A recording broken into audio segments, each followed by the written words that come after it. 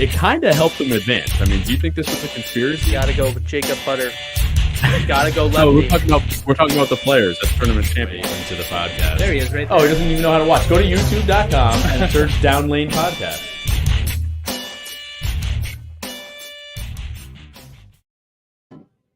Good evening, ladies and gentlemen. We are streaming live from the lab at Town and Country Lanes. This is Down Lane Podcast. I am your host, Kyle Haines, and with me is the assistant to the host, Anthony, the butcher without his apron, Scaccia. I just took it off. I just got done with my chemicals, so I didn't feel like wearing it over all these bowling balls we're sitting over right now. Coined by Tom Clark himself, the butcher, Anthony Scaccia. I am the butcher. Are you honored? Do you feel honored? Yeah, you didn't get a nickname. I'm just not good enough. I mean, that's debatable. I just looked like an idiot as per usual, and somebody decided to come up with a really cool name for me. Yeah, and it's a good one. I mean, the butcher is pretty sick. Yeah, it is cool. It sounds like I absolutely slash pins when I really don't, but I'm going to have to get a cleaver. Yes. Maybe I guess a plastic one, because you don't want to walk into a bowling alley with a big metal cleaver. That'd be pretty have a giant crazy. Cleaver and say, hey, guys, I'm here to cleave some pins or whatever you call it. Cleave some pins. Oh, my God. All right. Well, on tonight's episode, we're going to talk a little bit about the Jimmie Allen PBA challenge. What are you doing? Dude, my neck is it's got to go. All right. For people that are listening, Anthony just whipped his neck around. Oh, man. It was very odd. Just, I'm in like that stage where it's really just I got to get like that deep one. Because I always crack my neck, and you know how bad it looks. Like it looks like you look like you're breaking your neck. Yeah, I gotta get it, and I didn't get it, so I feel like it's still there. Like I just want to freaking. Oh my God! I want somebody to like snap, crackle, and pop me. Yeah, you should go to a chiropractor. Yeah, I know. I've been saying that for a while. I just want to hear my body crack. I've been waiting for that my whole life. All right, we're gonna talk about the Jimmie Allen PBA challenge because that was on Sunday. Phone's ringing like it does every week. So we're gonna talk about that. See what everybody's thoughts were about that. We are going to briefly touch on Ron Hicklin's latest video. I'm just gonna talk about what he went over with ball hardness and why the USBC has rules and stuff.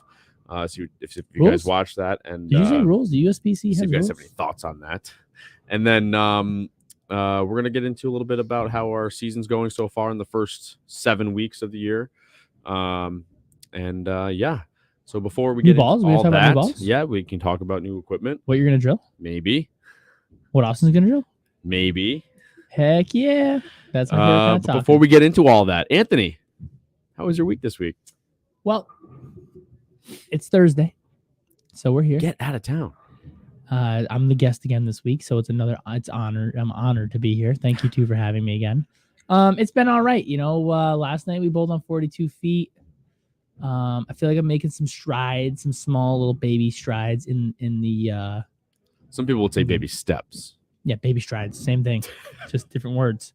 I think I texted you at after you left, so. Yeah, it was 1:15 in the morning.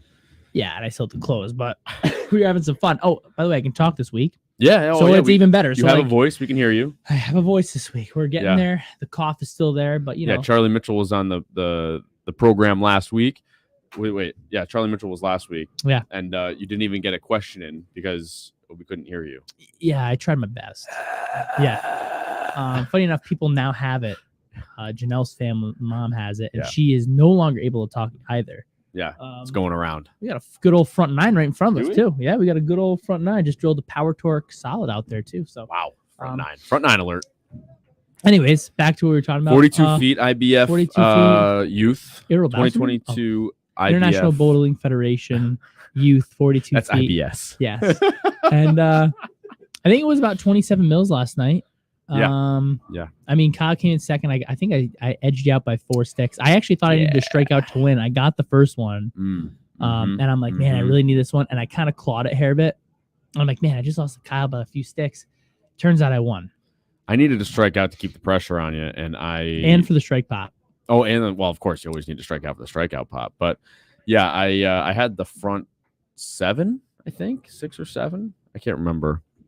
And I had a great look the last game, and the lane went away a little bit, and I didn't keep up with the move. But I will say, I believe I have turned a corner. He's turned a corner. For the last year or year and a half, what have I been saying? I was in a slump. What did we talk about a couple of weeks ago? How to get out of a slump. And what did I tell you to do? Stop thinking. Did it work? No. That is not what I did.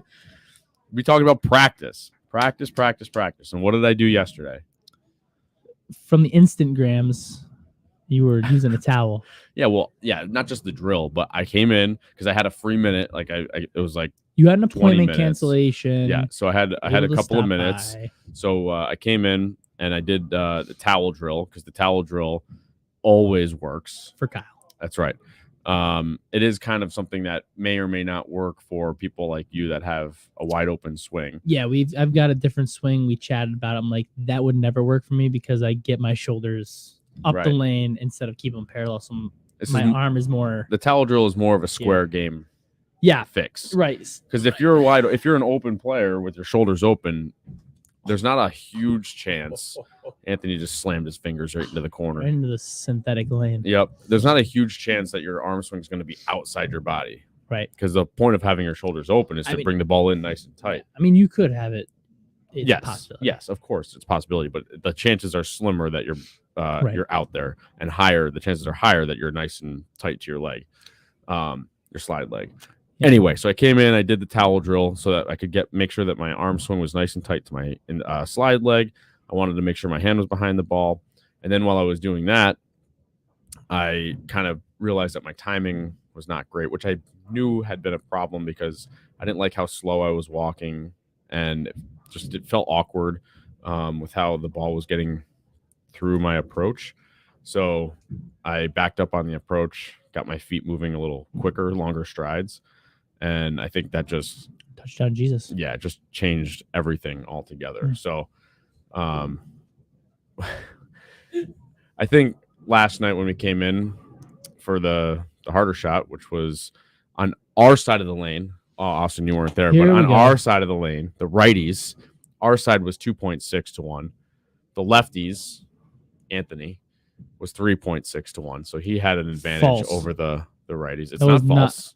It was 3.6 to 1 on the outside. It was 3.09. No, it was not. We looked it up. It was 3.64. No, it's not. It's 3.09. You're lying. I'm not lying. I'm actually going to look it up right now. Do it. So anyway, so I felt that there was a bit more area than I've been having just by getting the ball freer through my approach, freer off my hand. My hand is straighter through the release rather than grabbing it and going around it. 3.09. You're wrong. It says then you printed the wrong sheet.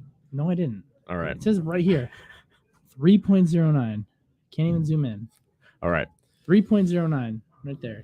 And your side was lower. Your side was 2.75.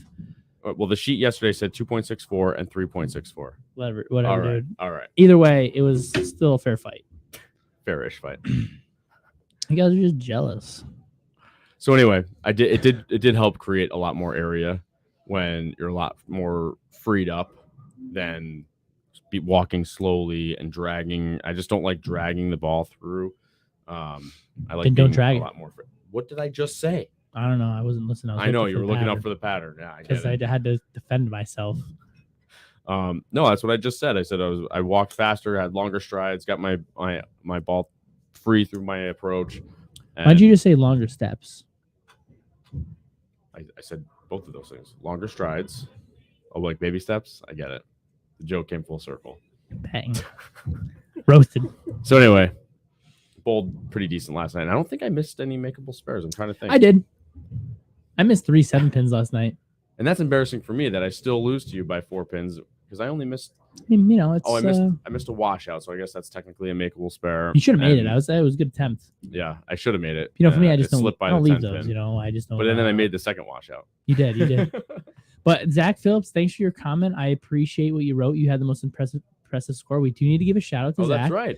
He did have a triplicate. A 180. 103. Wait. Oh, 180. Okay, 180. Wasn't it 180? It was 180. I just wanted to make fun of him a little bit. He had a good night last night. Nice job. Triplicate. Too bad it's not sanctioned. Doesn't get his patch. I'll print him out a piece of paper. That's all I do now anyways. Nice. But yeah, I bowled last night. I don't know what I shoot, 645. Yeah, I think I shot like 641. And that's front 10. Front 10 alert. And yeah, I had 220, 20, 220, something like that. 222, 223, whatever it was. Use the same ball. They were actually a little trickier than I thought. As you watch people bowl, it seemed like they were a little tricky on the right too. But for me, like I had a really good look. You could really get there. Oh yeah. Was that him? It didn't sound like him. But it was a little tricky. Sorry, it was a little tricky just because it felt like you were really close. I sanded my defender up to 1,000. I don't know what you used, but I'm the only lefty. He didn't strike. He didn't. It's a big O. So I was the only lefty I was the only lefty there. So I used my favorite ball, the defender. You know, we've been lefty on your pair. We had a lefty on. Oh yeah, Mark Bowles. So I was the only lefty on my pair. So I get the defender out, which is kind of like Brunswick's step down from the Quantum Solid. So that's what I prefer. And I sanded up to 1,000. I probably could have used the Quantum Evo Solid at the same grit that the defender was, but I prefer the defender for whatever reason. So it just makes the trip always. I only bring 6 balls, 1 spare ball, 5 resins. And I kind of make sure I can play with those. I bring my favorite ones because that's what I'm going to bring to tournaments, the ones that I can trust. So sanding that up to 1,000, it gave me a good look. But as we progressed on, you lose surface on the ball, which we've talked about so many times. And I could just see it went a little bit too long. And I was bowling with Nick Harris last night. Nick has been we got to bring him on the show because we talk too much about him. Yeah, he's too much on it. And he wanted us to cancel the show just so we could change his grips tonight. Yeah, but to be honest, it takes an hour for him to change grips because the grips have to feel right. It's not about the size of the grip. It has to feel right. Anyways, so I ended up talking to him a little bit, and the lane was a little bit more oily than I actually thought. It was a little tighter. I mean, I had a good look. Don't get me wrong. I had area. It wasn't double oiled. It was just oiled over top of the house shot that was before. So it's not like perfect, but it's probably close enough for tournament play because it was like lane 6. It was actually the 8th lane oiled. So, I had some room and they were a little tighter. So I stayed a little slower, kind of hoping it wasn't going to jump on me because I'm like, I feel like it's just going to kind of take off. And it never did. And after I did that, I had even more area. That's when I bowled a little better. I missed too many spares, but I probably could have shot about 660, 670 last night if I didn't have those makeables that I missed. So it was a good night overall. Saw the lane. I thought they saw the lane pretty good. I know I'm really comfortable bowling here because I bowl here all the time. Right. And that's the difference. But seeing the lane hasn't been an issue for me really since I've gotten better from 6 years ago when we kind of started this journey. So I saw the lane the right way. He's on a journey now. We're going to call it a journey. Path of enlightenment. There you go. So I ended up trying to switch to a knockout black blue, which has kind of been my other ball. Pin down, strong layout in it, strong pin to PAP position. So it flares quite a bit. Never saw the lane the right way. Sanded it down a hair bit. Still didn't see the lane the right way in practice. So that told me that I needed that asymmetrical ball to kind of kick up a little bit. Help me get the ball to kick a little bit more. Not kick, but to read the friction a little harder to strike. I had the same exact issue because I started with the phase 2 and just too blendy, too smooth. Yeah, it was like surprisingly lazy. And I think that, and I didn't even read the pattern, but there was a lot more out of bounds than I expected. That you couldn't play to the right for me anyway. And no one was playing to the right. Left or right, whatever you want to call it. I don't know where I was. I was standing on I looked down for the first time in like 3 years. Looked on the floor. Wow, And there's dots down there. Look there at that. were, and I actually I don't remember what foot it was, but I used that dot, and I just stood on that dot and looked at 5 the whole night. Yeah. I moved a little That's left, what you right. do no matter what. Oh, wait, no. Usually you look at 3. Yeah, I pulled my break point in a little bit. But anyway, I couldn't play to the right. I'm surprised because I had a lot of area. I didn't say I didn't have area. I'm just saying I couldn't play to the right. No, I had a lot there of was area. a lot left. of out of bounds out there. And then You just got to hit it harder. Yeah. So I was also trying something a little different than I had been in the past. Right. But so yeah, the phase 2 was just very lazy, surprisingly, because that one usually I get a lot of rev up down lane. Strong pin, weak pin.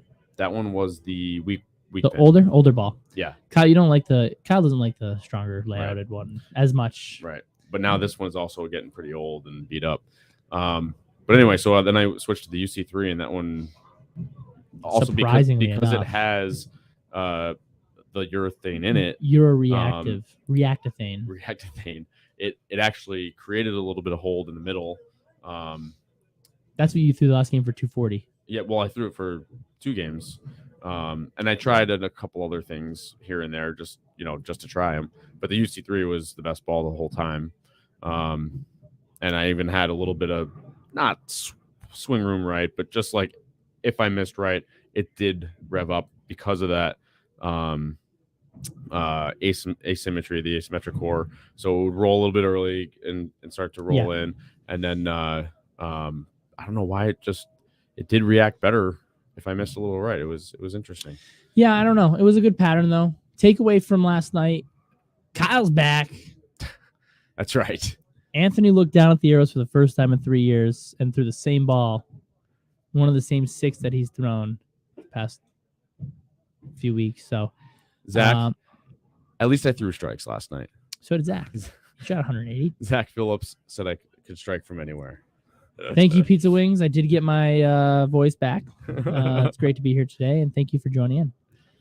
What else was I going to say? I don't know. But 6 balls. What's your 6 balls? Come on, pick your 6 balls. What have you been using, or do you really flop around that much? Well, other than I keep forgetting that I have a bag in the back of my pickup truck that your brand new Paragon Hybrid. Yeah, I'm not in love with that one. I think I got to knock the shine off that. Well, how's this? Well, now that you changed your game back, I know. Let's talk about a little equipment. How everything's gonna go. How's the 6-inch? You're gonna have to bring the 6-inch pinball tonight. Well, that's the thing is I threw this Zing Pearl last night, and it did not work like it's been working. Usually, does that worry you? Yes. So the 6-inch pins might be out. I know. I don't think so because you bowled that way with that 6-inch pinball Hitman before, and it was still great. That's true. So maybe the Zing's starting to get tired because you've actually used it a little bit. I don't think it's tired. I just think it could also have been the pattern. The pattern. There was more volume than there was hook, but there was funny down lane. Yeah, it was funny down lane. Yeah, it was a little different. You needed early read on that pattern. Yeah, you had to get it to hook a little bit earlier, but it was definitely a little tricky. And last night, my choice was I wanted the symmetric. My brain said, okay, we're going on 42 feet. I'm gonna choose a symmetrical solid, and then a couple of asymmetrical pearls just in case. What the heck else did I have? So if they break down, that we don't get a lot of breakdown because we only have 4 on a pair typically. 3 games, but 3 games. But so then I had my high road pearl in case for breakdown, but that thing laughed at me when I threw it down the lane because they were not ready for that. Oh, I know. I watched you throw it once, and Nick looked at me and said, "What the heck was that thing?" And I was like, "That's his high road pearl." He goes, "Oh, they're not ready for that." I'm like, no, we are not there. No, I just wanted to see, you know, and it went forever. Yeah. So, my 6 worked again. Purple. No, I didn't. I didn't even bring the purple score maker. I didn't bring it. I don't bring it. I bring it on the short stuff, and then when we get to like the medium stuff, I try not to use it. But my 3 is 3D offset, which is my low intermediate differential pearl because it's a little smoother too. Because I just like the way it rolls. And then we've got my Defender hybrid, which has been actually really good for me. Yeah. House shot. I mean, the color is my favorite color. How could you not be? But I just like that ball for whatever reason. It really matches up on the sport shots for me. The house shot, it's a little bit seized it too quick, and then I try to sand it down, and it's kind of iffy. Last night it didn't read the middle lane, which then I knew we're definitely in the wrong ball. So it's kind of good because I can bounce off that and the defender really well and really know what's going on because everything, those three are the same layout. Defender hybrid, and a 3D offset are all the same layout. We use those ones. The defender's a little flippier than the 3D offset, which is why I use it. And then we go into the knockout black blue. We interchange between a pin up, pin down one, and we interchange between a melee jab carbon pin up, pin down. Even though the pin down one really doesn't get used, I usually use a really tall not a really tall for me. It's super tall, but it's probably standard for every other player. I use a pin over the bridge. It's a 5-inch pin for me. Yeah, but I want to let it. That's long for you. I know, but when you use symmetricals, for me, I use a 3 3/4 inch pin down or a 4-inch pin up, and we go to the melee jab carbon. We do have a 3 3/4 pin down one, which doesn't come out a lot, but I use the 5-inch pin other one almost all the time because it reads the urethane better than the pin down one. So it's kind of another opportunity for me to ball out with that ball as well. So that's why it's kind of just sits in the bag regardless of condition. Because when I got to kind of boom it a little bit, I feel like that ball is going to be the best one for me. And the knockout's kind of just a step down from the other balls. It's a little smoother. Still a little, it was pretty boomy, but I've been using a lot of surface on them. 800 and 1,000. Well, I say a lot. 800 and 1,000. You love surface though. Yeah, I like to get the ball to see the lane, but also left there's not as much transition. Yeah. And then if there is, it's normally urethane, so I don't necessarily have to have weak stuff in the bag. Yeah. But those are kind of the 6, and my U motion is for my spares. That's kind of the 6 we've been rocking with. That's like, hey, we're going to go to a tournament. The 2, they're always in my purple bags. My tournament bags are purple, so they just sit in there all day long. And when we go bowl, that's what we use. So then we usually bring a wild card of 3. Yeah, I got to start all over again now that I'm throwing the ball. I seem to be throwing the ball good. It's only been perfect. That means we get not to even drill. 24 hours. So I got to. It's perfect we'll because see how it goes, new so. balls are coming out. There's a bunch of releases tomorrow. The other releases are coming. We'll see. Gosh, I'm so excited to talk about it. Well, before we do, let's just talk about the Jimmie Allen thing real quick. What'd you think? So I watched the Clash. I didn't get to see the doubles. The Clash. So I watched the uncut Clash. So I don't even know what the TV version was like. So they must have. I'm sure they had to edit a bunch of stuff out. Did you watch it, Austin? Bits and pieces. I actually watched okay, so it was on NFL. I was watching the Bills Kansas City game because come on, good matchup. Yeah. And I knew the Jimmie Allen was on, so I flipped back and forth. Yeah. You know, did you watch the Clash or did you watch the doubles? I watched. I kind of got a little bit of both. Okay. So you can talk about the doubles. I'll talk about the Clash. I didn't even see the finals. I just kind of saw. All I know is that Nelly does a pretty good job entertaining. He stole the show. Yeah. Yeah. 100%. Yeah. Like, I'll tell you during the Clash, at least, like, he was the one hamming it up and, like, yeah, he was the guy. Cracking all the jokes. Yeah. Jimmie Allen was good. Like, I liked how it's his event because he's very passionate because Yeah. he was on TV a few times. Like, that's a really terrible thing to say. He was on, like, you know, just him talking to people. And he's like, I want to bring bowling to the light of, you know, of major sports. I want to be more popular. I want people to see what it's all about. Right. So like he's a really good focal point. Apparently a lot of people still don't know who he is. Country music wise, yeah. Yeah, because there has been. Well, he's an up and coming guy. He's not like. Yeah, but they're gonna find out who he is because he's touring with Terry freaking Underwood now. So. Whoa. Anyway, I didn't even know that, but people learn about him, and it's good that he's passionate about it. So it was really good. He definitely had some skill. By the way, he uses a thumb. He does?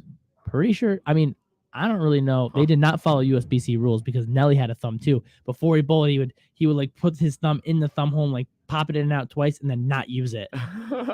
And I was like, So I don't think it was a sanctioned event. Okay, if it was sanctioned, we'll let it go. But yeah, it was good. I thought the doubles was pretty entertaining. I think T.O. matched up with AJ Johnson was perfect. Can I just say, of all of the quote unquote celebrities, because there were some people that were labeled celebrities that you don't know. They put Fox analysts in there as celebrities, like yeah, but that was the NASCAR people for the Clash. But I mean, come on, like they're not celebrities; they're just news anchors. Sure. Anyway, so T.O. is absolutely killing the game right now. He's a unit out there. Yeah, his game has come leaps and bounds. He is tearing it up. The thing that's cool though is that you see, like, I think we talked about with RD last night, the Burkett guy. Yeah. His greatest accomplishment is winning a PBA regional or whatever. The buses is like 300 games. T.O. is like a legit player though. Like he's got some time invested. You said you didn't really watch the Clash part. I watched him in the Clash. He came in second. Yeah. Bits and pieces. He didn't even like his mindset was like professional bowler mindset. He didn't say a word. He was zoned in. Yeah. I mean, he had fun. But you got to remember, that's his his been mentality. He's been like that in all of them. Right. Every single one that the Chris Paul events. Yeah. He's serious, man. He wants to win. He's not eyes on the prize. He's not a loser. Dude, he is throwing it good. Yeah, like he is. If he actually worked T.O., on his come game, on the show, brother. If he worked on his game and if he gets accurate, and because they're bowling on basically a house shot, it wasn't that easy. He was pretty. Because if they he's half accurate. Tom Clark said it was. I know, but you said you saw it. It was like a 10-1, right? So Chris Paul's event was years ago, okay. or but 7. I don't know. But if they missed right, it was a goner. Like they weren't terrible. Yeah, they weren't terrible. But my point is, if he gets accurate, he can get pretty good. Like I mean, he's not bad. He's a good. I don't know how much he bowls, but he's gotten a lot better.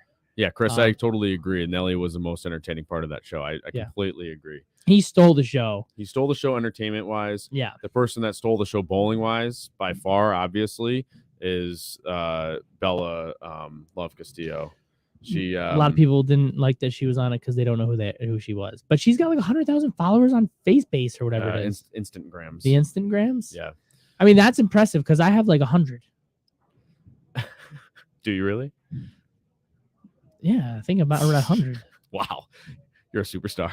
No, but that's what I'm saying. Like I have 100 people, and who doesn't want to follow me? I completely agree. Yeah, but she does throw it pretty good. I mean, I don't know how she's doing out on the the junior tournaments and stuff, but I guess I mean she's only 13 and she throws it good. Yeah, I mean she's a two-hander. Yeah.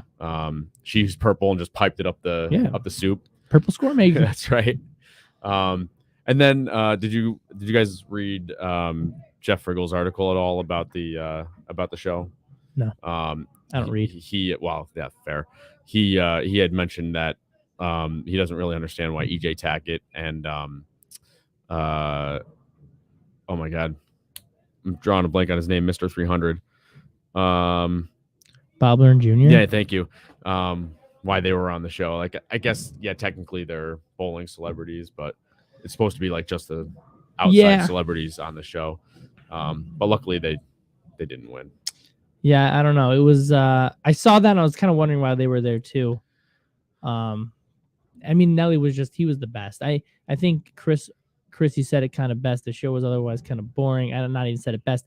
I caught myself smiling at watching it because they were having fun. Yes, I agree with that. It was very like entertaining fun. It didn't add how good the pros were. I mean, maybe the doubles does a little bit. But EJ, Nelly getting EJ's head was really good because it was clear. But then you look at it this way. We've been talking how fans yell at people. I mean, some people don't take, with people yelling, they don't, they're not used to that, especially bowlers. So, maybe that did get him. Maybe it didn't. Maybe he was just having some fun and maybe he missed right and said, let's see what happens. You know what I mean? I did, with the exception of Hannibal Buress, I did like that the quality or level, I should say, level of player has far increased over the last few years. I mean, basically every bowler, quote unquote, had an approach, or no, not just Hannibal Buress. What was her name? The Fox Sports lady. She didn't know how to bowl either, but she was there. But 2 out of almost like 10 people, it was a little more. It was a little more. Had a little bit of a hook. Yeah, they had something that was kind of there. Yeah. It was a good event. I thought. It was very similar to the Chris Paul. Yeah. That's my opinion on it. Very similar. It's a little different with the Jimmie Allen. The quality of player was a little better. It's good to see those guys. But for me, I think we chatted about this too. I mean, it's tough because you can't put a tournament on TV the way that golf does it. I don't think. But it'd be more, I think, a pro-am. It'd be nice. Like a legit pro-am, or like tournament, like AJ Johnson and T.O. are like that's the team that like through 8 games of qualifying and they come Baker match for the finals. Right. Like, that would be, to me as a bowler, that's probably the way to go. Even if it was handicap, I mean, do they handicap the golf pro-ams? I have no idea. Yeah, but I feel like golf, like guys who are celebrities, when they live on the West Coast, when there's a lot less rain, they're actually they play a lot more. I mean, but they could bowl too. I mean, if you got like, I don't even know how good the bus is, but say you got Burkett, you know, you got T.O., maybe you get Mookie Betts. Yeah, CP3 had T.O. and Mookie Betts, right? But that's only 2 guys. Jimmie Allen had a game, like you said. Jimmie Allen's got a game. Jimmie Allen could bowl. You know, some guys like that. You know, I just feel like it'd be a little bit better that way. But how do you advertise it to the masses? But you're still getting celebrities on there, right? So regardless, you're kind of getting something, and you can kind of spin it off. And maybe the people who didn't make it can do the clash while in between the matches. You know, you do a step ladder, you do like a bracket, whatever it is. In the middle of each event, while you know they're practicing or whatever, warming up, you could do like a little clash there. Yeah, somehow mix it in with a real tournament. Yeah. You could definitely have the trash talking and the entertainment factor, because that is, of course, super important, especially when you're on Fox at 4:30 on a Sunday. Or 4 o'clock on a Sunday. It was definitely a different environment, like Austin just put in there.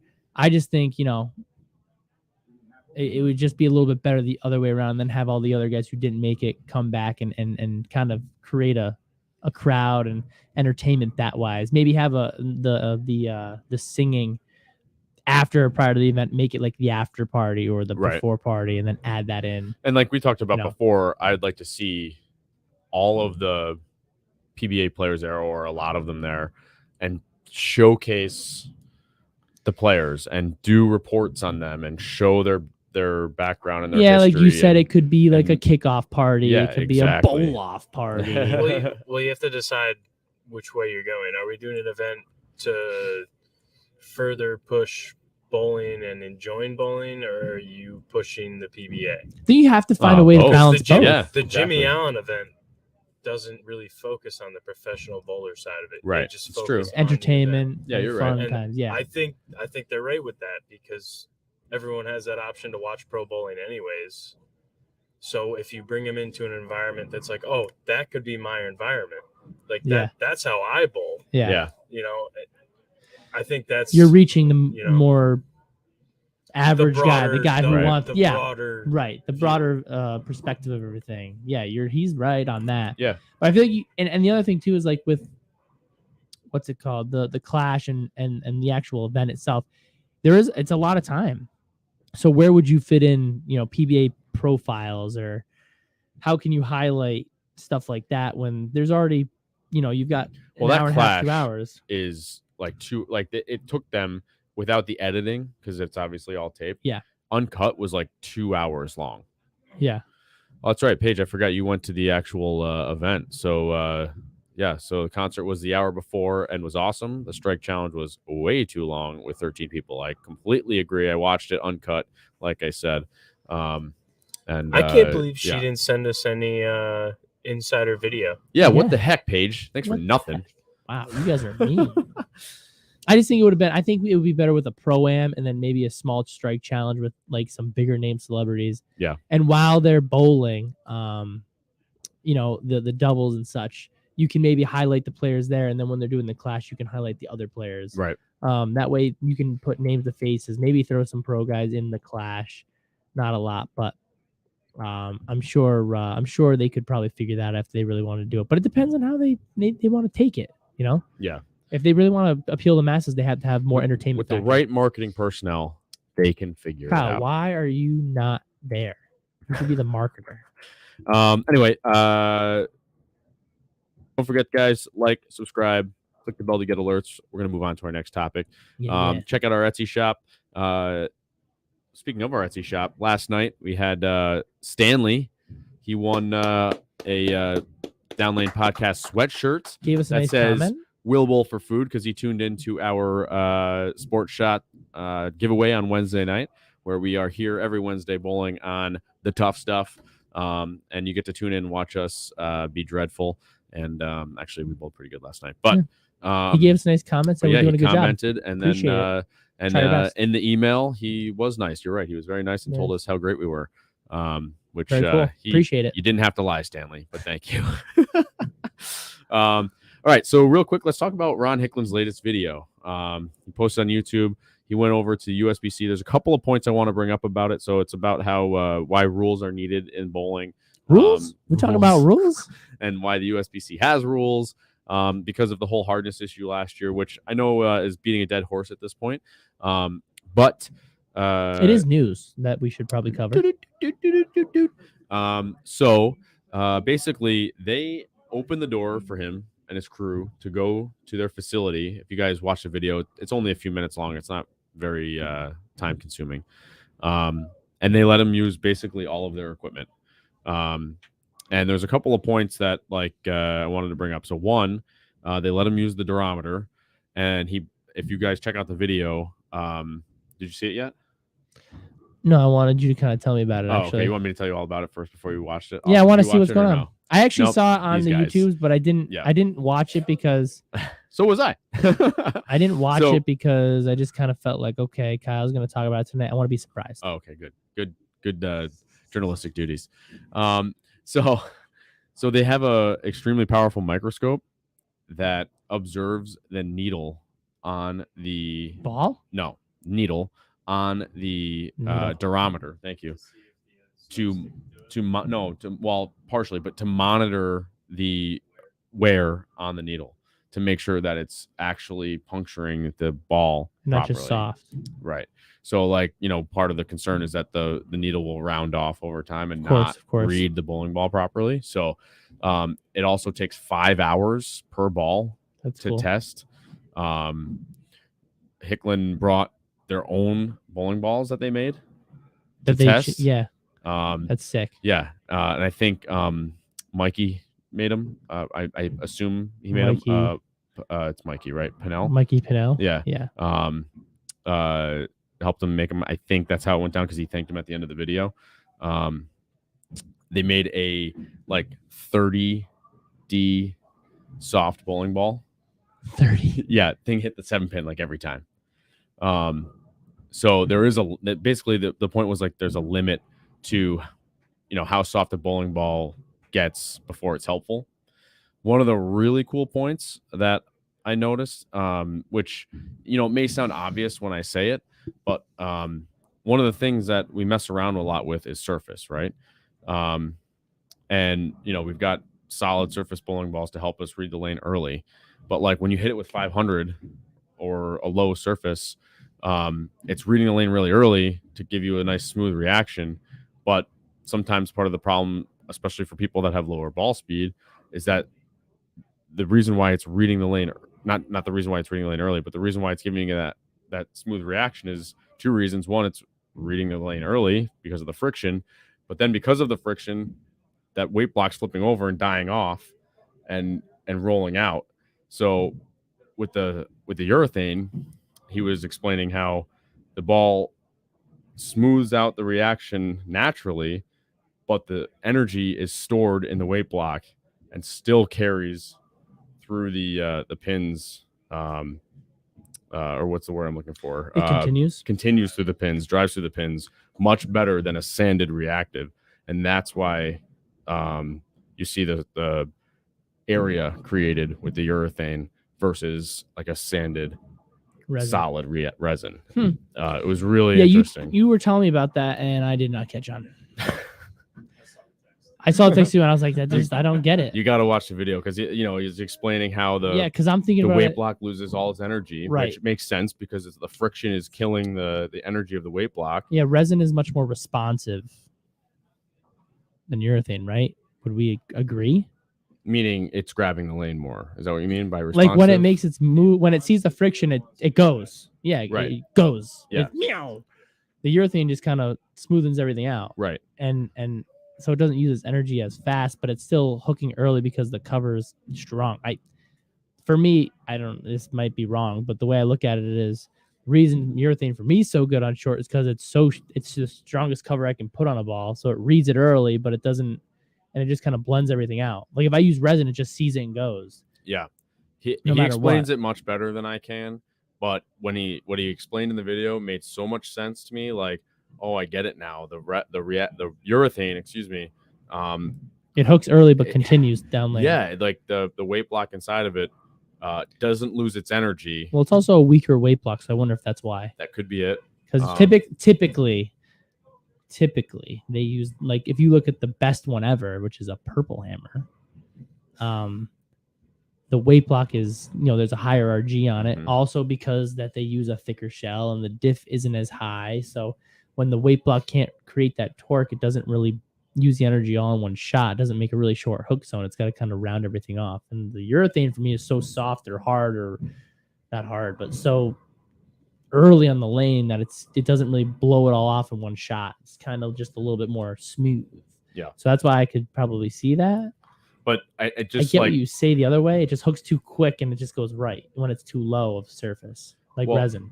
Yeah, but it's not that it hooks too fast. It's that it grabs the lane and then the weight block loses its energy. Yeah, the weight block's got to flare. It's got to hook when it sees the lane. Yeah, so then too much surface is bad, is what you're telling us. Yes, yeah. Well, it was what he was saying. Possibility. Yeah. Right. Depending on your rev rate, depending on your ball speed, depending on the pattern. Right. It all depends. Pattern, right. Yeah. So it was just interesting to hear. The other thing he talked about very briefly was that they did a test, or he at one point threw an oversized bowling ball and could strike like no problem, like all the time, obviously, like because it gives you so much room, right? And then he threw like basically what looked like a candlepin bowling ball and could barely strike. So I was thinking, like, what if? Because I complain about scores all the time. Give me a smaller bowling ball. What if? Let's strike with a pool ball. Well, not who can do it first, but not that small. But no, but not even that. Like, what if we like with golf clubs? They come out with rules, no belly putters or whatever. What if they reduce the size of bowling balls? That way, they don't have to say you can't make, reactive resin, or the hardness can't be this anymore, or whatever. All of that stuff can stay the same. The shells, the cores, whatever. But we reduce the size of the bowling ball by, I don't know, 1/8 of an inch or 1/4 of an inch. Logistically impossible. I disagree with you. Probably not impossible. Because so all you have to do make is add every single bowler in the world buy new equipment. I know what you're saying. You're gonna have to say, hey, in 5 years, you got to buy new bowling balls. I get it. They do that with weight holes. Yeah, exactly. But not everybody had it was easy as plug. But you can plug it. I know. I'm just saying. I'm throwing an idea out in the ether. Yeah, but then your ball, you probably wouldn't have anything remotely close. I would assume, because the weight blocks have. No, in terms of weight block, you'd have to redo all the ball manufacturers. Right. Would be Yeah. done. Yes, they would be done. It would take. It wouldn't take them. I don't mean done. I don't mean done. That would be a 10 to 15 they would. year roll. I don't know about they that. would. They would They're actually. Smart people. They're engineers. Yeah, but you then have to get it's not all about your weight what they do. You have to get everyone else. I'm sure your weight blocks would have to be changed too. Yeah, they'd be a little smaller. Sure. They could be a little smaller, sure, but like, so then you got to make different molds. So like, if you look at Storm, for example, phase, the phase well, you'd have to line, I don't care knockout about all line. that. I'm just saying, what if? And what I'm saying is, if not, it is feasible. My Everything is feasible. All the new ball modes that would have to be. Yeah, again, I don't care about the manufacturers rioting. The manufacturers just wouldn't do it. Sure, let's just raise bowling ball prices. They'd say we're not getting USB-C service. Listen to all the fewer materials that they need. Oh heck no! Dude, the prices of bowling balls would double for the R&D. I don't know. It'd be interesting to see. I mean, obviously, all the reasons why we can't. Negativity. What's gosh darn negativity. Where's the reason we can? Because the scores will go down. Yeah, I don't really. So like, 35 reasons against, 1 for. Whatever. Yeah, think about how hard it would be to strike, though, right? Yeah, it would feel weird on my hand. Well, I think my span would be way longer. Point, you'd end up. Oh, it would be longer. Probably end up.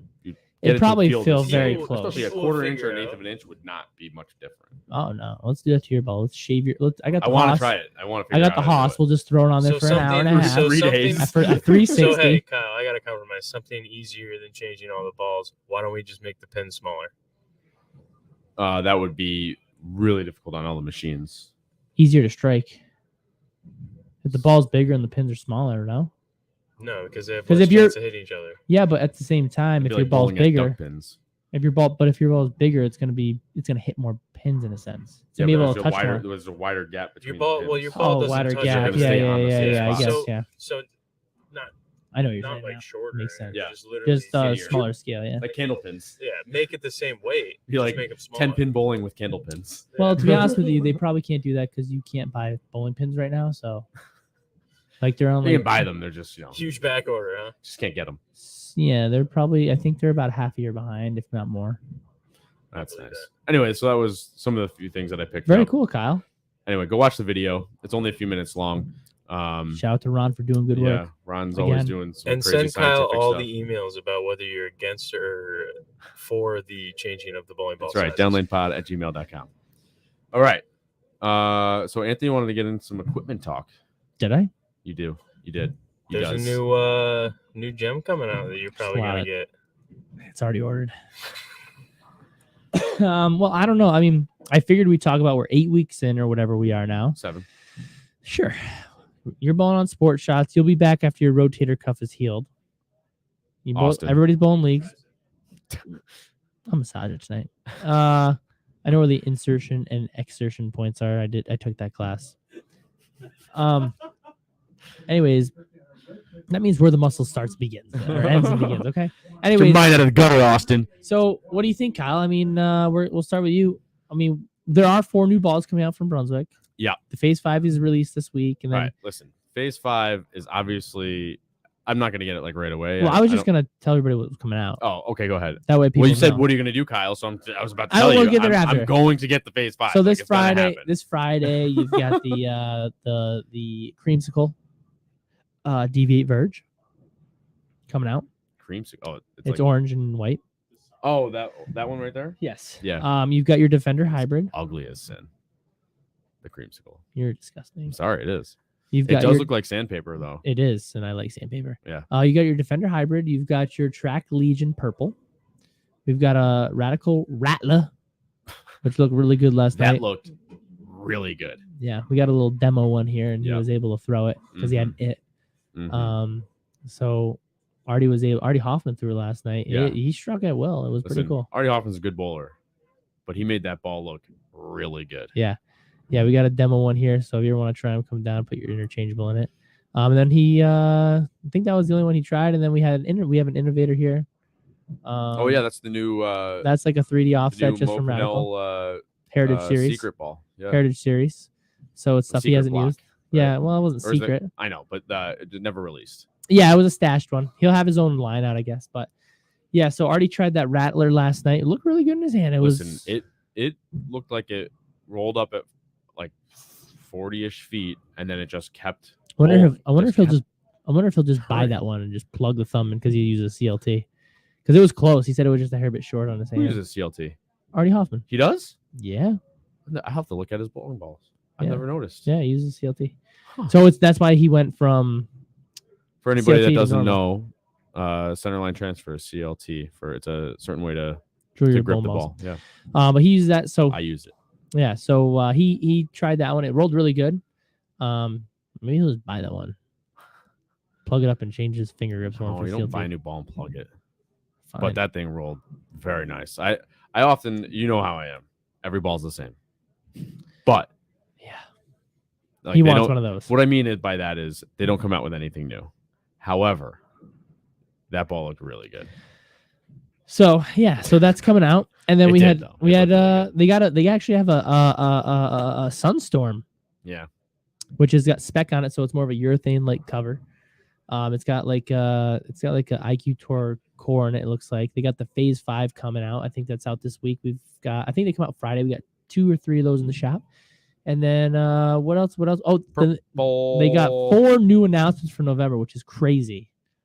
But they've got a 3D offset attack, which is I would take it as a super flip, 3D super flip. It's kind of got that blue color. Everyone's been telling me it's a super flip. It's like a remake of the super flip. Okay. Is it a super flip? It's not. It's called 3D attack. It's got the new cover on it, HK22. If you haven't seen it, it's a more responsive cover. Do I see a difference? I think I do. I think it responds. My Defender Hybrid responds. I think we talked about it. The first night I had it, it either rolled out or it hooked through the face because it saw the friction really quick and responded to that friction. So I think there is a little bit of a difference with it. Their stuff has been getting Brunswick stuff has been able to go a little longer and a little sharper recently for me. I've been really seeing Paragon hybrids, Defender hybrids. The Evo Pearl even for me flips a little bit because I really glossed it up. But yeah, like my Paragon hybrid. You have a 6-inch pin. I know, but it's what I'm getting at is it's really snappy. Yeah, it's actually a snappier ball. Yeah, like, yeah, I expected it to be a lot rollier. Yeah. So their stuff has been getting more snappy too. Well, right. Not everything, but their Pearl balls are becoming more responsive, it seems. And I do see that with the Defender hybrid. I'm not talking it up like it's the best thing since sliced bread because it's just a little bit of a different shape. It doesn't really. It's just a little more responsive. So it just means I think they're going a step in the right direction. They have stuff that responds really quick. They have stuff that's a little more delayed, and they've got a really good blend of stuff there. But the new 4-1s is the 3D offset attack. That's got that HK22 on it. That's Hammer's first ball to get it. Similar core. Then you got the Command, or no, not the Command, the Top Speed, which is your Pearl version of the Speed. It's also got HK22 on it, and then which stands for hyperkinetic, by the way. I don't know why 22. Yeah, it just gets me all heebie-jeebies. Game Breaker 2, re-released. Wow. Yeah, everybody wanted it. They threw the nameplate back on it, and I believe it's very similar to the cover of the one back in the day, I'm pretty sure. Or I don't think it's the one now. I'm not sure. Blue one? Yeah, I don't remember because it's like all the GBs are GB10, GB7, GB14. The cover stock's like GB 10.2 or something. So I don't think it's the newest one they've had. And then they were going to have our favorite, I'm sure it'll be all of our favorites, is the Purple Reactive. The only solid one out of the release? No, GB4 or GB2. GB2 is a solid. Oh, I thought that was. I thought you were telling me everything was Pearl. Everything was except for that and the Purple Reactive. I think the first GB2 was Pearl, wasn't it? I have no idea. No, the first one was the Game Breaker. They had an original Game Breaker. My dad had one. Yeah, I think the Game Breaker 2, though, when that first came out, it might have been a Pearl because it was the 2. But it was still blue and black. Yeah, and then they came out with a violet. Look it violet up. blue. But yeah, it's quite interesting to see what they got coming out because they're kind of bringing back some old. Like I see a lot of old stuff. I mean, I don't want to say old. It's reinvented. Yeah, but it's all proven. Like it's. Yeah, they're running out of names. Exactly right. Possibly, but like you look at the Cudas are back. But the Cuda is a really good ball too. Then you've got your Power Torques. They did that. They kind of remade those. Now they're not exactly the same, but they have the nameplate of the company, right? So it's like those were popular. Yeah. Now you're running with the Purple Hammer's been forever. You got the GB2 coming back out. So I think they're kind of catching on to Storm's kind of thing. Storm really doesn't change a whole heck of a lot. You've got your phase line. You've got your high road line. You've got your IQ line. You know, once you get something really good, why change? Right. You know what I mean? Because everybody and their grandmother will be using that ball forever if it's good. Yeah. Right. What are you excited about? I yelled it out already. A yellow dot? No, I said I yelled it out already. Oh, the Purple Reactive? No, phase 5. Oh, that's what you plan on. So now we have them all out. What do you plan on drilling? That way I can get rid of the phase 4. Not feel like a cheater. You don't even use the phase 4. I do occasionally. So so like now that you're in, what do you? If you're different, are you thinking about drilling multiple balls or one? And then I am because we talked about the Purple Reactive, and I don't want to be the purple guy, but like I'm a purple guy. But we were talking about the difference, the numbers of that ball, right? Specifically, yeah, and it almost correlates to like what that video we were just talking about was getting at.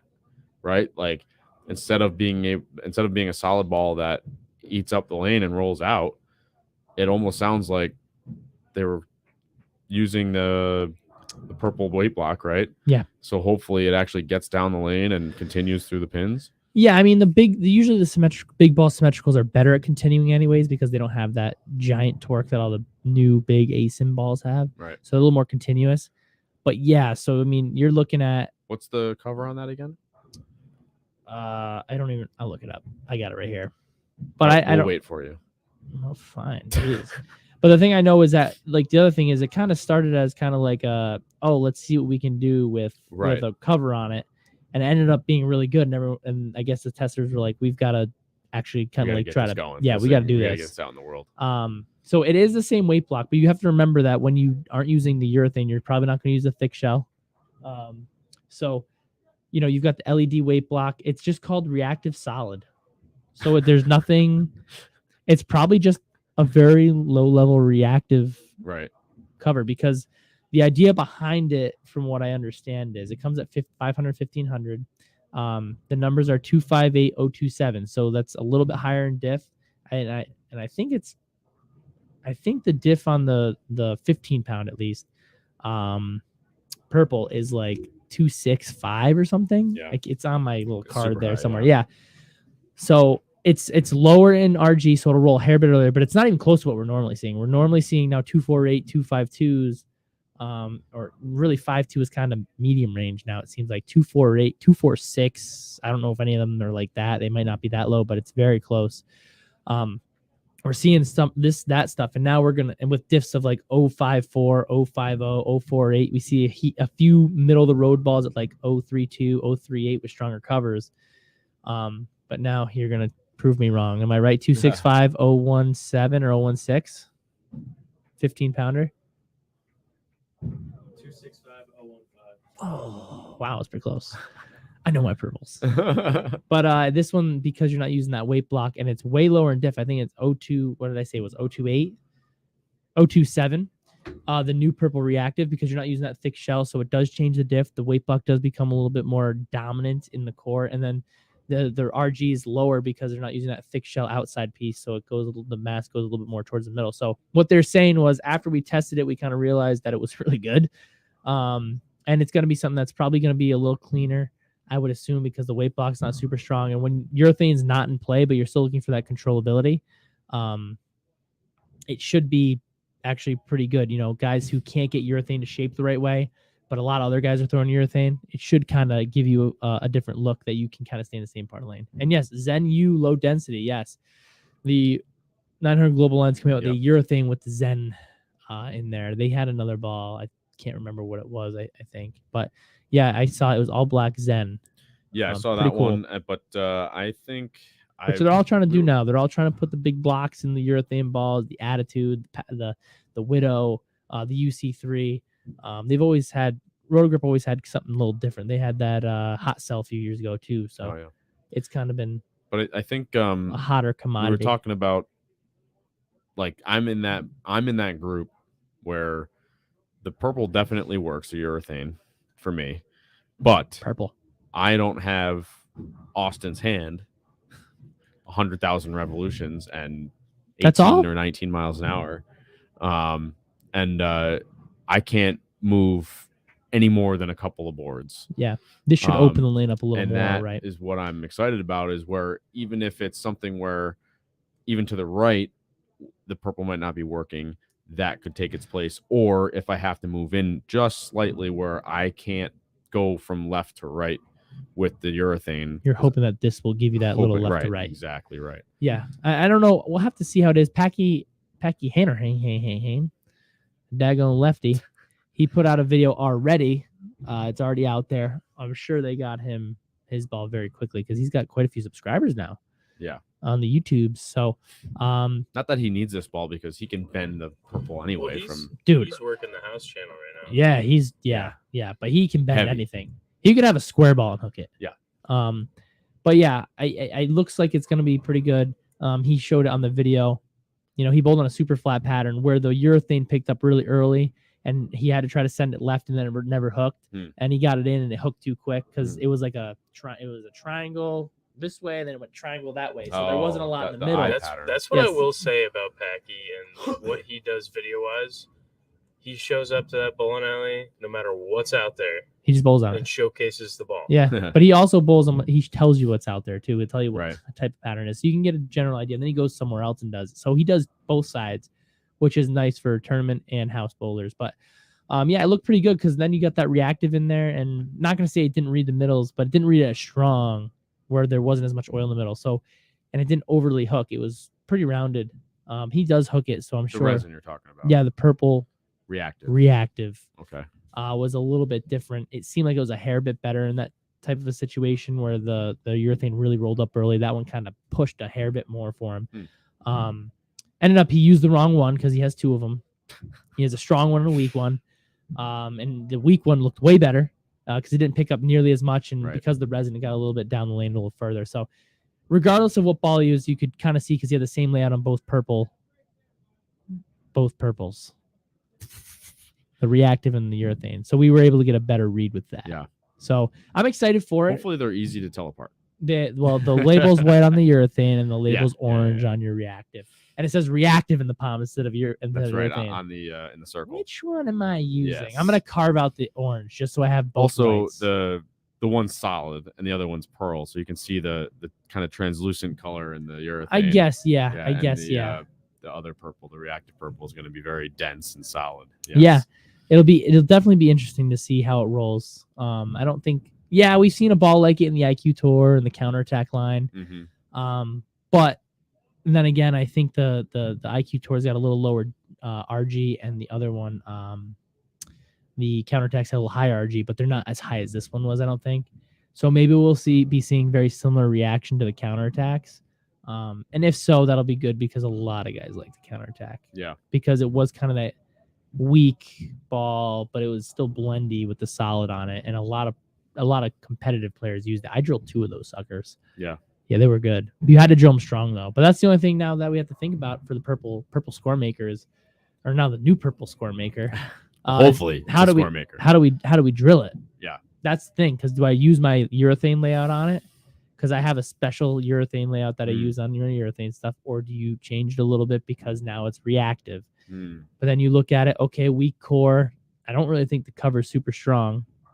So that would tell me to drill it really strong because the ball doesn't really want to flare a whole lot anyways. So it doesn't want to slow down as fast. So drill it strong to try to get it in motion. So we'll have to see what happens with it. Maybe I'll have to ask around and see what some of the other people are doing and see what the best way to get it to where you want it to go, the way to drill it. Listen, don't matter, buddy. I'm just gonna get that ball, look at 3 with the purple hammer. Gotta look at 3 every time. I'm gonna and then I'm gonna look at 3 again. I'm gonna say I need this one to get down the lane a little farther. I'm gonna use the other purple. Oh, you're the purple reactive. Just look at 3, doesn't matter where it goes, because just look at 3.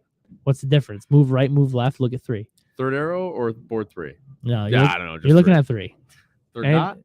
Could be. As long as it's 3, buddy. I looked at 3 pin? 5. I looked at 5 this week. That was deep for me. I almost had a nosebleed. I did bowl this week. I bowled this weekend, and I'll tell you, I had a nosebleed. We didn't talk about my bowling experience this weekend. I went that's right. I went out to I don't even remember where it was. New Hampshire? Where the heck were you? New Hampshire, I think. It's right across the border of Vermont, right? Oh yeah. I think it's New Hampshire. Claremont. Did you take a drink from the bubbler? No. Is that the right state? Do they drink from bubblers there? I don't even know what the heck. Does that mean water fountain? Yeah. Okay, no. Sounds like you sounded Boston or British. I wasn't sure which one. Yeah. But that's how they say. They say bubbler. Yeah, it's case. Yeah. Went out and bowled on 48 feet though. Eiffel Tower. Oh, that's right. I brought 9 balls. I brought my favorite 6, like I just said, and I brought like a kinetic platinum because I like balls that are a little weaker. My CUDA power core, and I think my Quantum Evo Pearl I added in there. And Massachusetts, you are right, Paige. Kyle, yes, but they're not the only ones that have a bubbler. Whatever, Kyle. But we bowled on 48 feet. Thought I was gonna see hook. Yeah. Where? I thought I was gonna have a little bit of like, it's gonna get really far down and then it's just gonna kind of tip in. I didn't expect like go right to left. I expected like a tip. And so I shot 160 first game. I didn't realize how much I rely on a little bit of urethane hook on spares. Yeah. I do actually have a little bit of I miss left on a lot of them. Because the first 2 spares I chopped to the left, I threw the freaking 7-pin in the gutter. Didn't feel bad because I watched a bunch of other people. Do like, the same thing. Whoa, like holy crap, my ball goes You forever. didn't make any adjustments after the first one? I thought it was just me. So, shoot 160. Next game I shoot 180. I'm like, oh, going up 20 pins. Perfect. Cut was low. Next game 205. So I like looked at I'm pretty sure the pocket's 17, right? It's right around there, yeah.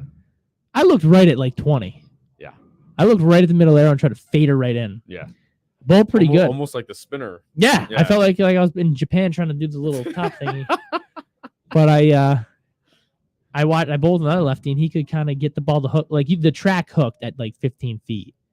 And but then when I tried to play it, for me, when my rev rate, it saw too early, it actually hooked like 4 boards. And when you're playing 17, it's not good. and then For it a would go lefty. right, and then it goes straight. So then I tried to go left and pipe it, and then I had more hooks, so I left more splits. So then at that point, I was like, man, I just want to leave a 1-3. So then I moved right and kind of chucked it dead straight and didn't play, because then I tried to play it a little bit, and then my ball just went this way, and I'm pretty sure I got 3 on a few shots, and then I tried to go this way. So I'm like, this You never got 2 though, huh? Never took out no, never got 2. the 4-8. No, I wasn't even close to out there. But I kind of tried to figure it out. I shot 160, 180, like I said, and then the next game I get to a pair, and I'm like, I'm gonna wheel it. I'm gonna freaking hook the nuts off this one. So I moved. I don't even know how many I moved, but this is why I was looking at the ground, because when you're bowling on that, I mean, it don't matter what you throw. I found out, because it all goes straight. Yeah. But I was like, well, I got to kind of know where I'm out there. Yeah, I got to figure out where I am. I bowled with 2 other lefties who were piping it, and then there's Anthony. I think I was playing. Trying to slow roll it. I wasn't slow. I was 15 miles an hour. I think I was looking at like 26. Never been out there. Oh, dude, talk about You were in the nosebleed. Himalayas. They had a freaking crash cart behind me in case I went down. And I started with the front. defibrillator. I moved that far right. I started with the front 3. I'm like, freaking, I'm shooting 300, 3 in a row. Ended up shooting 2-0, which was like 270. Yeah. Right, because then the cut, I went to like minus 40 or 45, and I'm pretty sure the cut was minus 25. So I'm like 20 out. Like, I'm in this thing. I'm like, dude, I got him. The only lefty there. Man, how can I not hit this? Next pair, ball never hooked. And I actually had hook. I had hook. I got some messengers and then took out 7-10s, and everyone's like, man, I should win this tournament just because I threw a messenger on this pattern. And then as time went on, we hit the end pair there. Because it was it's a smaller center. It has, but it's not small, but it is because it has candlestick. Oh. Candle pin. Yeah. It's got a few lanes of candle pin. It's got like 14, 15, 16, I think 14 lanes of regular bowling. 10 pin. It's called. Yeah, whatever, regular bowling. So we got to the last pair all the way to the right, and I was like, man, I'm freaking lined up. My knockout's rolling really good. The pin down one, I'm like, man, I'm feeling it. Next game, 140.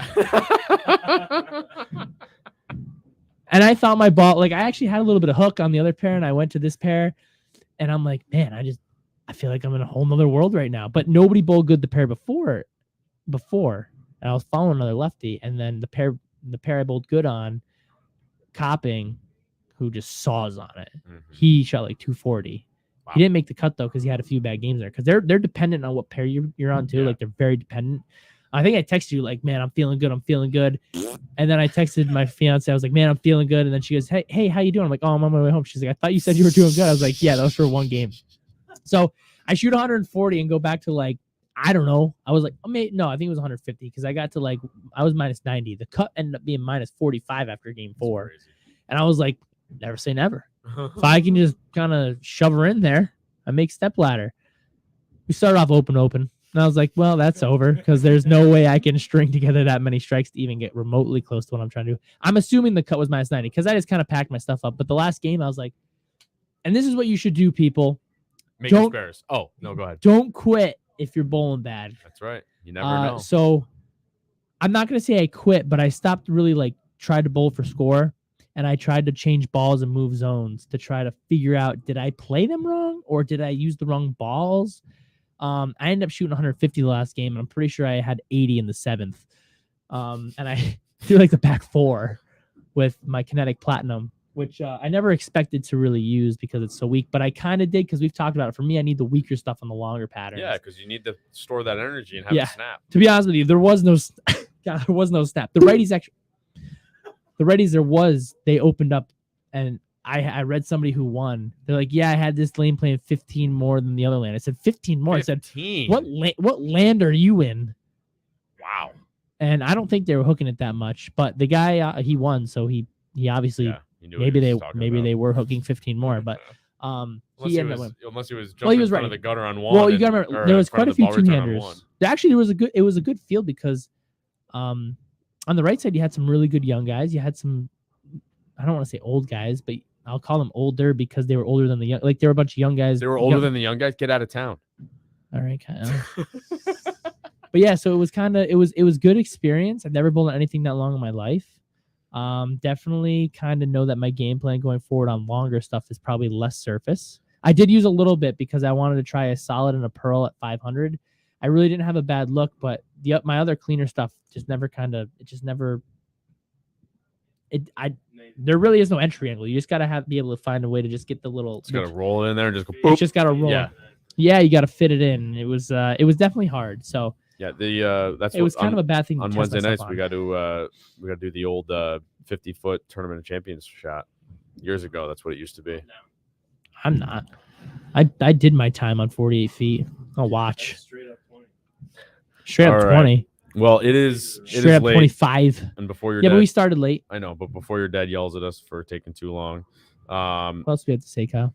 This weekend is our first tournament club event. First tournament club on Mark Roth 42, 27 mils, 5. I think it's about 4.5, 5 to 1. Yeah, so a little bit easier, but it's a good starting point for the beginning of the season. Of course, got to get everybody back in the swing. Back in the swing of things. Practice session Saturday. We're gonna send an email out. That's why I was working on that before the podcast. We're gonna send a small email out, and we're gonna give away 2 or 3 bowling balls this week. That today. I have it written out. I just want to make sure that my words are good because you know how badly I am a writer. I talk good. So yeah, we got that. Hopefully it runs good. Hopefully get right around the same amount of players last year. Thanks to Brunswick and Coolwick. They're going to sponsor us. Yeah. So appreciate that. And we'll see how it goes. Yeah. Coolwick's got us a sweet, we have our own design jersey. And then Brunswick's got us a few bowling balls. We get a few bowling balls and then we raffle off. I think last year we raffled off 10. Not even raffled. We gave away 10. Let's not say raffled. We gave away 10. Yeah. So or 10 or 12. So we will be doing the same thing this year. And then hopefully we might have a banner for our champions. Yeah, we got to talk about that. I talked to a few people today. Instead of putting into it a ton of money, we might just do the banner like the PBA. So when you come bowl your next tournament event, you'll have your banner and your name down there, so you can see it up there as a previous champion. Yeah, I think that'd be really cool. I think we kind of let the cat out of the bag on that one by putting money back into the tournament. We should just got a banner. Yeah, but hey, things evolve, so hopefully we can do that. Yeah. All right, guys. Well, it is time for us to go bowling. So thank you for tuning in. Don't forget to like, subscribe, click the bell to get alerts from the channel. Always head to our Etsy shop and check out our merch, as they say. Catch us on Facebook, Instagram, and Twitter. And if you can't watch a show, you can always download from your favorite podcast outlet and listen in the car, at work, or what have you. Let's see. What else do I have to do? Oh, you can email us at downladepod@gmail.com. You think I would figure out how to do this by now? I thought you have memorized. I know. I don't, though, because it's right here. I have to read it. So, yeah, email us. And thank you, Austin, the producer. Another great show. Boom. Thank you, Jack Scaccia, proprietor of Town and Country Lanes. And Anthony, another great show. And thank you to my family, Stephanie, Zach, and Ethan. Thank you. We'll see you guys next week. This is Down Lane Podcast. Tune in Wednesday night.